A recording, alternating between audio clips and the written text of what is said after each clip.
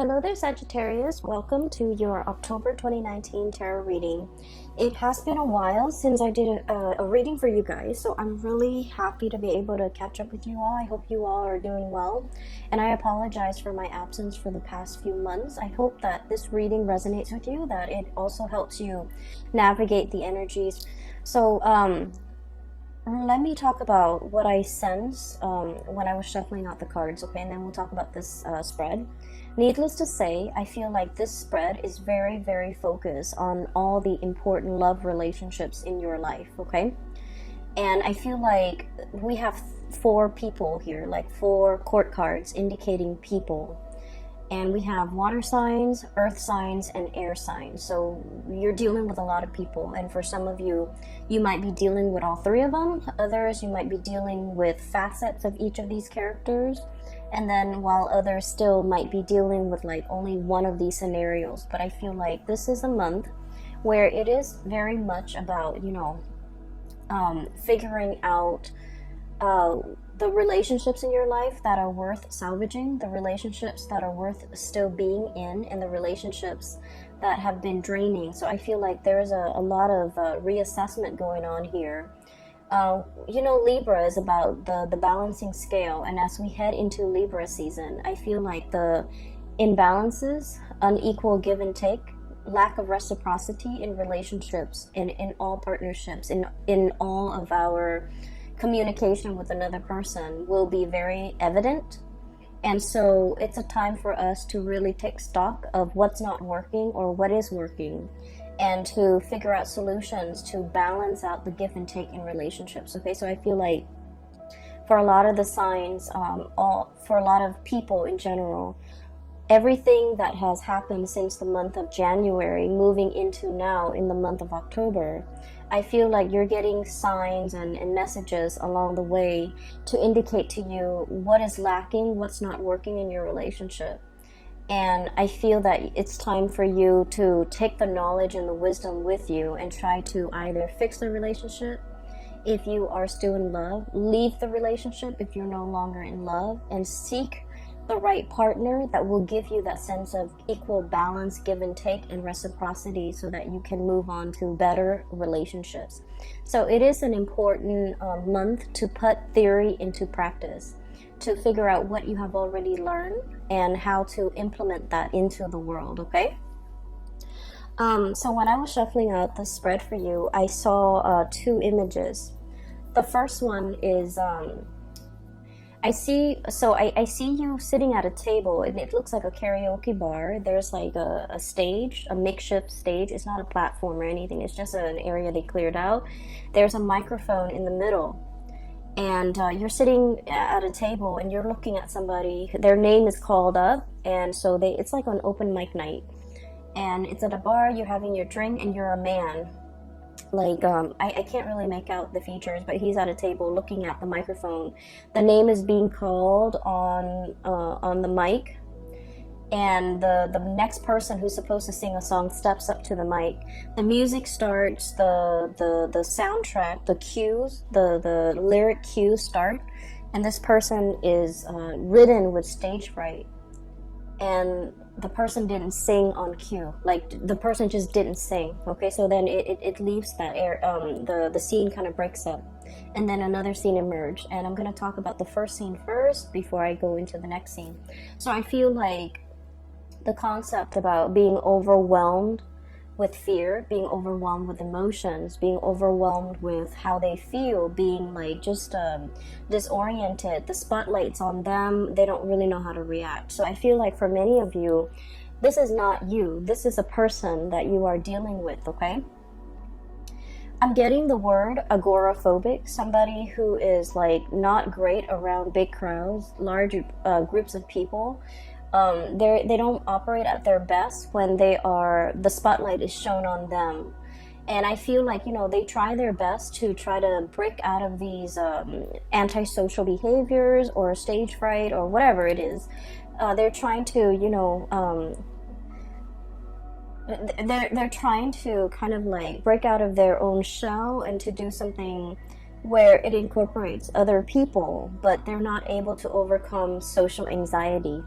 And I feel like the social anxiety is a big part of their personality. They're extremely introverted, possibly very, very shy. They, like, when you look at them, you might not feel like they have any type of social anxieties, because, you know, when you're in like a close relationship with them, they don't exhibit signs of social anxiety. But I feel like when they're out in public, when they're dealing with strangers, when they're dealing with just large crowds, they get very, very shy, and they shy away from big gatherings. And so for some of you guys, especially if you have a lot of like water placement in your chart, so for example, if you have like water, like Scorpio, Pisces, or Cancer as your sun, moon, or rising, or if you have a lot of planets in a water sign, this might be you, where you're feeling a little bit disconnected from people, mainly because you might have social anxiety. You might have issues when it comes to operating in a large crowd, being in a position where you're interacting with a lot of people, or you are kind of like front and center and people are looking at you, and, you know, all eyes are on you. It can feel very uncomfortable. And to a certain extent, most of us, I feel like the majority of people aren't great with like, public speaking always provokes like anxiety, but I feel like you're either dealing with somebody, or this is triggered in you in a situation that where you haven't experienced it in the past. So I feel something coming in, okay? I'm also getting the word tongue tie, stage fright, and tongue tie. Okay, so it could be either of those things. I strongly feel that you are dealing with somebody who has social anxiety, who has a lot to say, and yet they're very, very tongue tied because their emotions get in the way. That's what I'm feeling. And I feel like their method of expression has always been through either song, music, or other avenues of self-expression, you know, painting, dancing, whatever it is. But I feel like when it comes to one-on-one interpersonal communication, there's something here that's preventing them from expressing how they really feel. And so I feel like as a Sagittarius, it has been very frustrating for you to deal with somebody like this, because Sagittarius, you're very no holds barred. You're very like, you're very uncensored. You would speak your mind, you state your opinion, you want to be heard. And I feel like, you're very like no nonsense. If somebody ticks you off, you will give them a piece of your mind right away. And the beauty about fire signs in particular is that when someone or a situation upsets you, you blow over, like you blow up, but then you get over it. You don't hold things in, you don't hold grudges, you don't hold things in, you don't hold your emotions in. And I feel like it's a very healthy way to live. But you're dealing with someone who's like your counter opposite, okay, like you're a counterpart that's like your total opposite, excuse me. And they hold a lot of stuff in. They're used to repressing. They don't say what's on their mind. And I feel like a lot of it is they don't say what's on their mind out of fear, out of judgment, out of like, having those feelings or those words be used against them later. So, in this day and age with social media, with digital communication, a lot of things can be taken out of context. A lot of situations too, like we can't really retract and rescind what we say, because things are permanently on social media or on some type of a public forum, or once something has been said, and the way in which they have been said, the tone that is used, it's really hard to take back. Okay, once we form a strong opinion and we verbalize that opinion, it's very, very difficult to take back. And so you're dealing with somebody who's aware of all of this. And so they're very calculated when it comes to the things that they say, how they communicate, what they communicate, and who they communicate these messages to.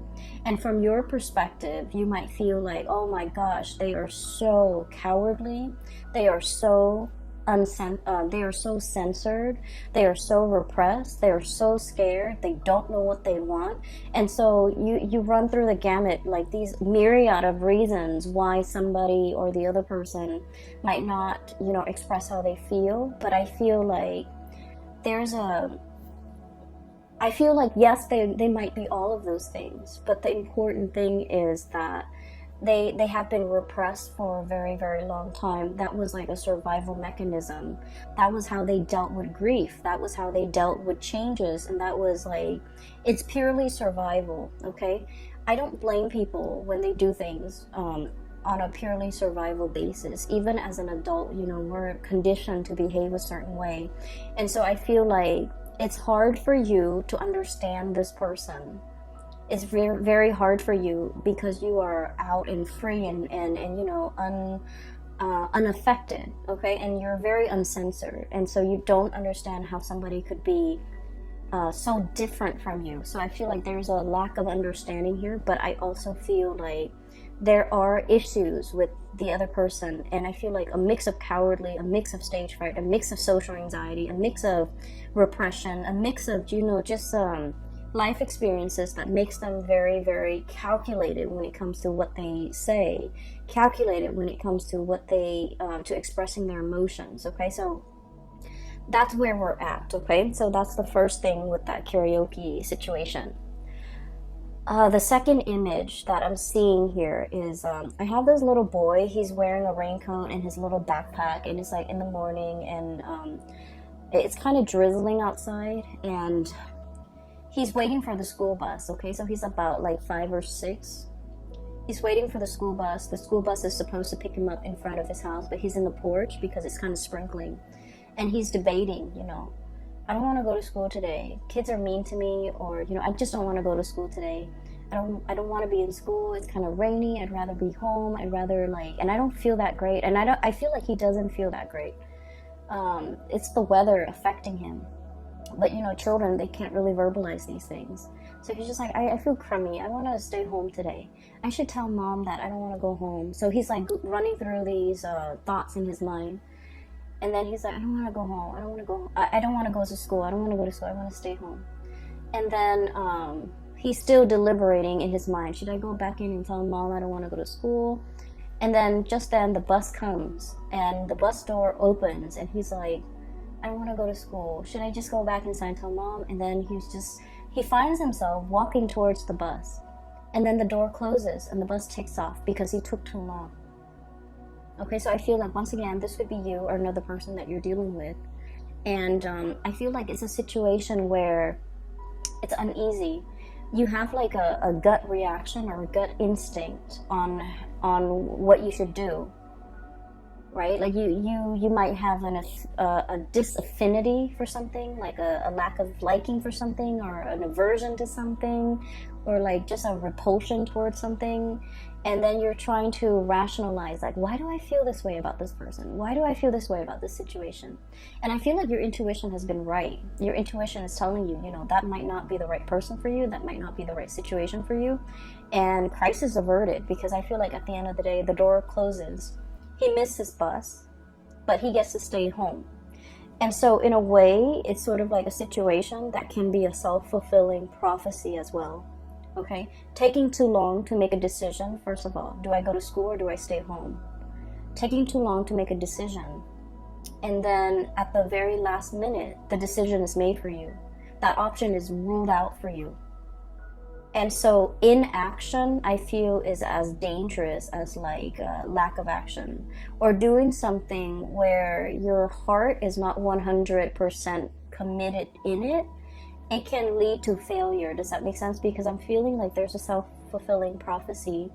It's something that you're just like, oh, it's doomed to fail from the start. I'm just going through the motions to do it, but it's doomed from the start. And because you're half-assing it, and because you're like just going through the motions, and because you're also injecting a lot of just self-defeating negativity into a situation, it fails. And I honestly feel like this is not you, Sagittarius. This is somebody that you're dealing with, where they're like constantly mired in a very, very negative mindset. They don't look at the end goals. They don't look at, you know, pushing themselves past their limit. They let fears and discomfort gets the best of them. They don't challenge themselves. They're not inspired to be a better person. They're not, you know, grasping for these high ideals. So then whatever they do inevitably flops. And you might have witnessed this. You might have been, you know, dealing with them when they go through life and making these decisions. And it's like, the hardest people for a Sagittarius person to be around are people who are very, very negative, okay?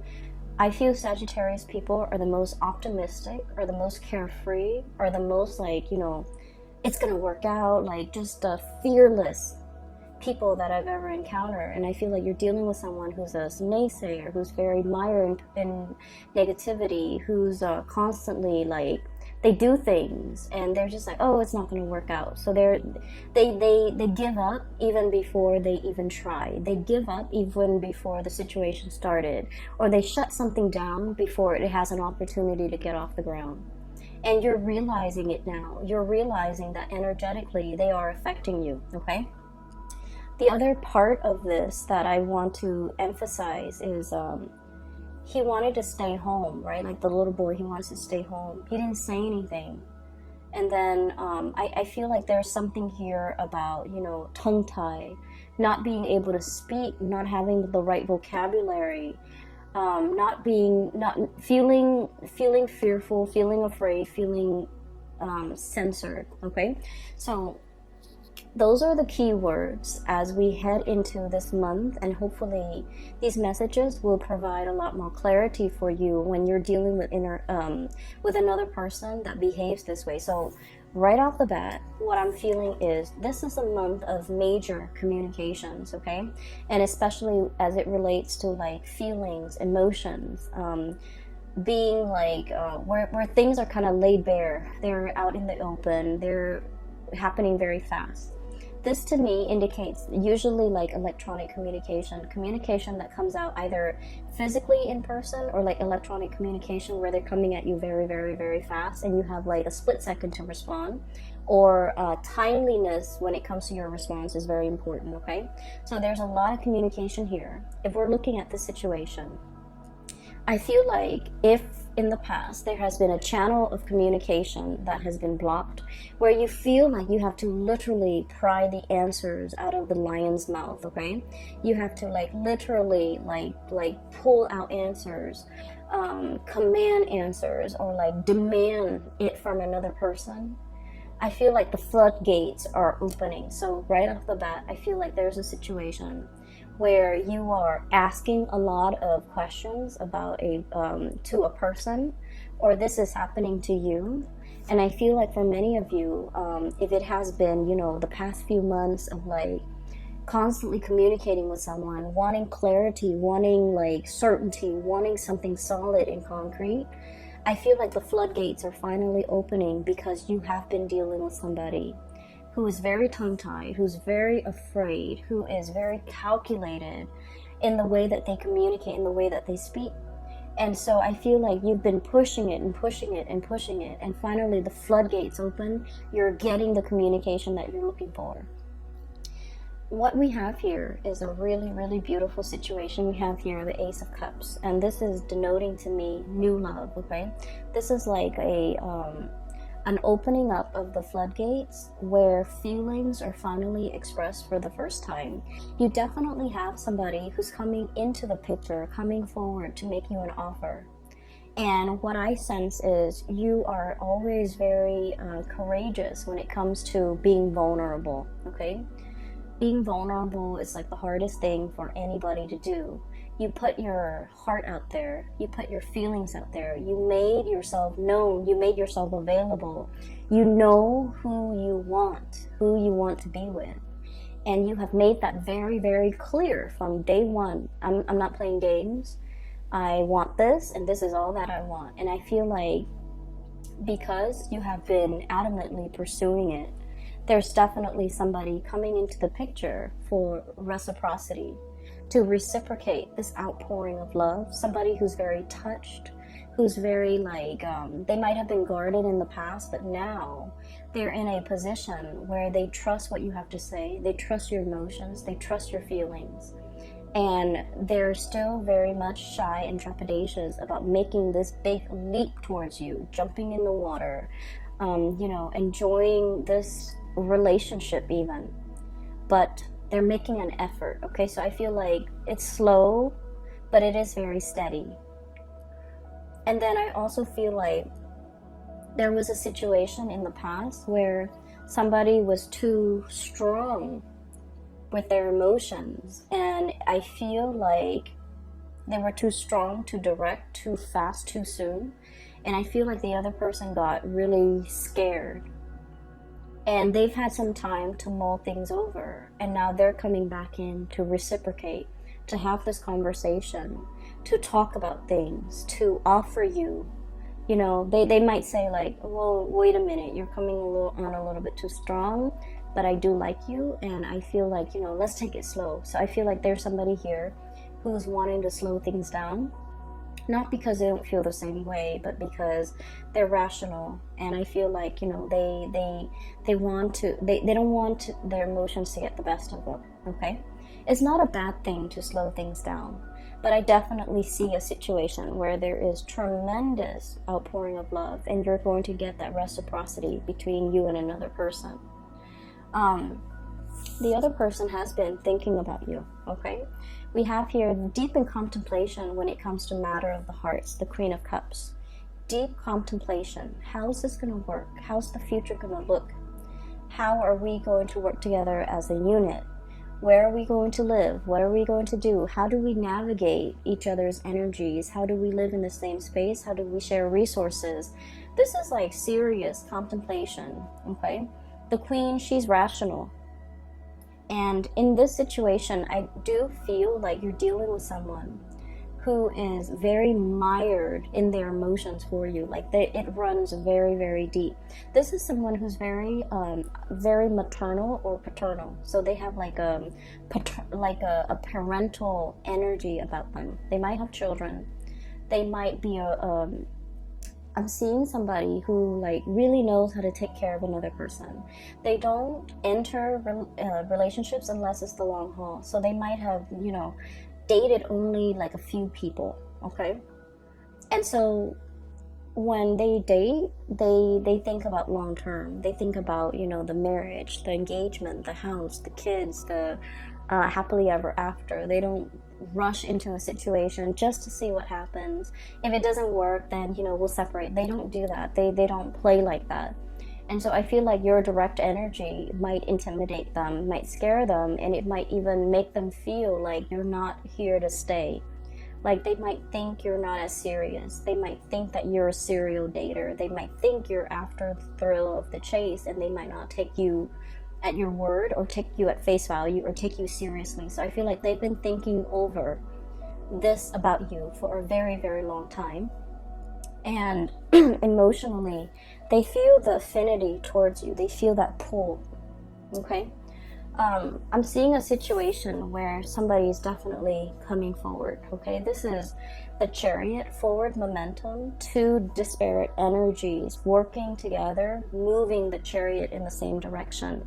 So I do see, and I say this a lot with Sagittarius, you and a partner who might be from, you know, like an interracial type of a situation, okay?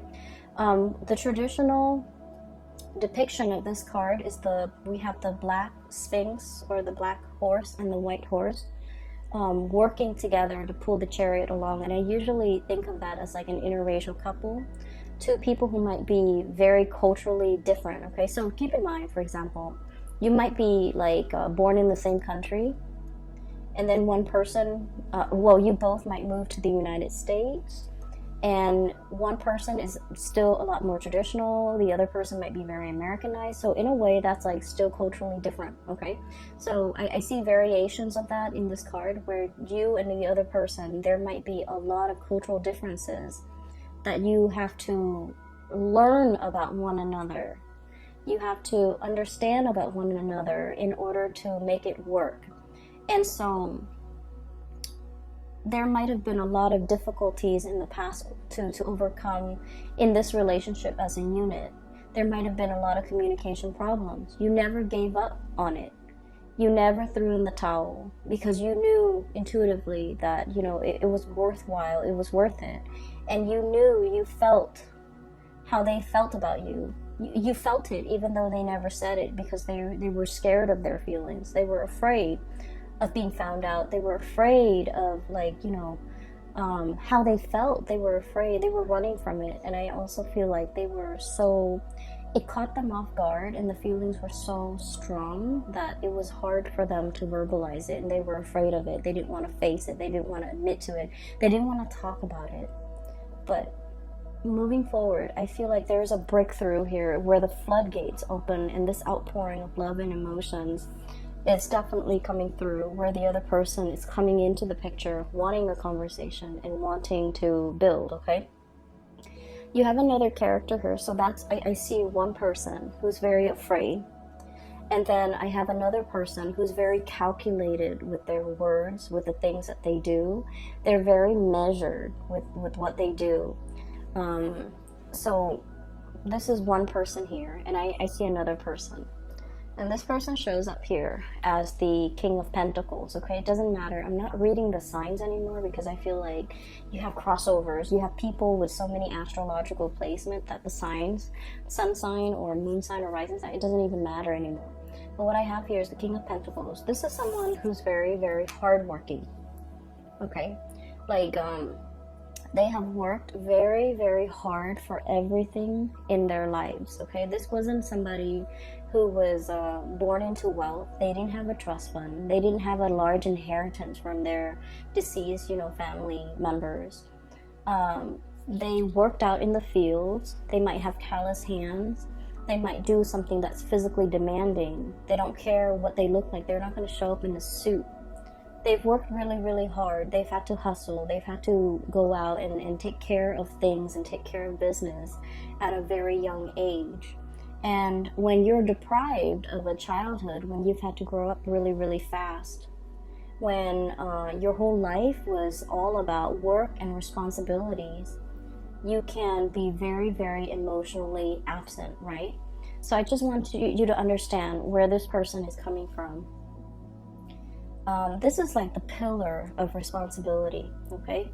This is somebody who make a lot of sacrifices for the greater good. This is also somebody who really craves stability. They crave predictability. They crave hard work. They crave an opportunity to prove themselves. And so just imagine you're dealing with someone like that, and when they look at you, you're hot, fiery, and passionate. You're very unpredictable. You're very uncensored. You're very no holds bar. You're very impulsive as well, I feel. But you're so lucky because your impulses don't get you in trouble. But Aries do. And I feel like to a certain extent, Aquarius and Leo, their impulses, you know, and Pisces, their impulses often get them in trouble. But I feel like you're ruled by, you know, Jupiter, which is the planet of luck. You have a guardian angel. And you never get yourself in sticky situations for very long. There's always an out for you. But the point is, they look at you, and everything that you do is like runs counter to everything that they have done thus far to achieve everything in their life. So they look at you as a wild card. They look at you as kind of like, it's exotic and fun and exciting and passionate, but it's unstable. That's how they perceive you. And so this is not somebody that enters situation, relationships, friendships with, like, you know, arms wide open. They're calculated with the things that they say.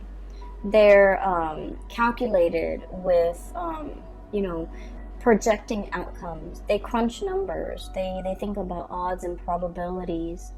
And I feel like the odds of them going after you is very low, mainly because they feel like it's a wild card. I feel, though, there's still going to be communication with you and this person. This is what I usually call, like, you know, ringing the bell, okay? This is like the lobby attendant. somebody coming in, making their presence known, ringing the bell, and they're going to make their presence known. There's still going to be communication. They're still enthralled and seduced by you. And I also feel like they're still very much like wanting that connection.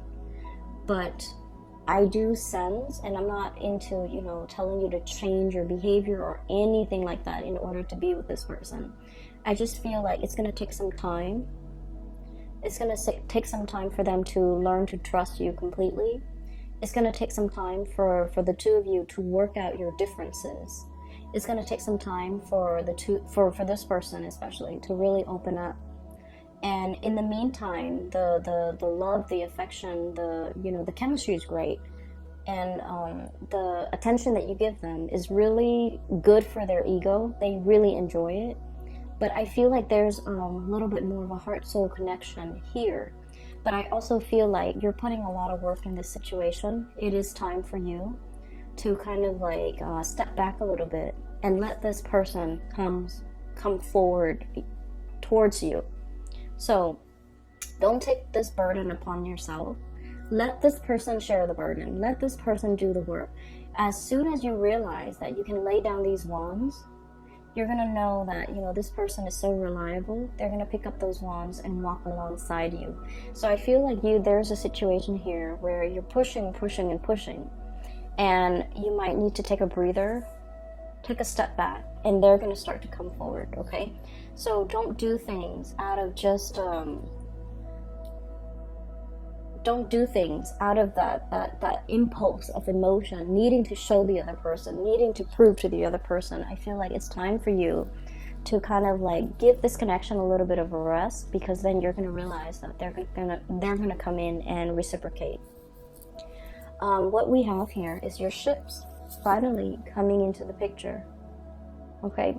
I see a lot of career success here for many of you. I mean, aside from this situation, I do feel like you're in a position where you're in a leadership capacity. You're leading people, you're teaching people, informing people. People are coming by to ask for your opinions, your ideas, and things like that. And so you're in a really good position professionally. You have been spending a lot of time working on this area of yourself, either bearing yourself from in work, or working on projects that really bring you a lot of joy and passion, like projects that are expansive, that are helpful to humanity, I feel, in some way, and just projects that you closely, your values and the values of the projects are closely aligned. And because of that, I feel like you're hedging, or you're on the verge of, some major breakthroughs when it comes to your career. And because you're in this position, you have a lot of things going on. You have a lot of suitors in your periphery, and you have you're just, in a very, very good space where your attention is not preoccupied, or it's not, scattered, and is not caught up in some control situation where you want a certain outcome. I feel like you're in a very good, free, breathable space, and it's expansive. Because of that, I feel like energetically you're allowing the right people to come into the fold for you. You're making room for the people that want to reciprocate, and you're laying down these burdens as well towards people that are not in the picture for your greater good, or who are not willing to put in the time and the work and the effort. Okay, so I definitely see some major communication breakthroughs. The last card here that we have is the King of Swords. And the King of Swords is, once again, all the characters that you're dealing with, especially the two kings, King of Pentacles and King of Swords. These are not emotional types of people. They might feel that you're very emotional, and they might feel like your emotions fluctuate, and so they want something a little bit more stable. And I feel either way, you have gone a long way when it comes to your maturation level, when it comes to emotions, when it comes to work, when it comes to your ability to kind of control your impulses, control yourself. And I feel like that makes it a lot easier for them in their interaction with you, in their communication with you, to be able to, have a conversation and feel like they can express themselves, and feel like you're to finally understand how sincere you are. Even though you say things, you're not like other people where they just say things that they don't mean. You are actually very open, very sincere, very honest with how you feel about them at all times. And they're starting to feel safe and comfortable in expressing themselves and reciprocating back at you. Okay, so I do see there's major communication breakthroughs here. And so I honestly feel like, you know, the goal or the theme for this month is you are dealing with someone who's repressed. You are dealing with somebody who came kind of like belatedly. They tell you things, like you ask them a question, you wanted to know it at that time. Okay? And I feel like they dragged their feet, they took their time. They didn't give you a response at that time, and then they might have missed the boat with you. And I feel like they're kicking themselves over it, okay? And that is why they're coming back, making their intentions known. That's why they're coming back, and they're starting to realize that there was a sense of urgency. There was a sense of like, you know, if you're not gonna reciprocate, if it's something very simple, as easy as like just telling me how you feel, and the other person was not able to reciprocate, I'm sensing that they kick themselves. I'm sensing that there's regret. I'm sensing that's why they're coming back in, because they understand and they feel safe in the sincerity of the way in which you express yourself.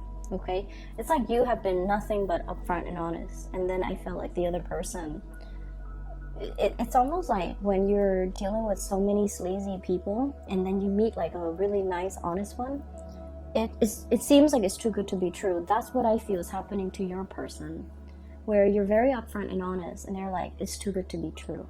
That person must be hiding something. That must be a facade. That must be a front. That can't be real. Okay? They have their own hang-ups, Sagittarius, and you kind of just need to let it be.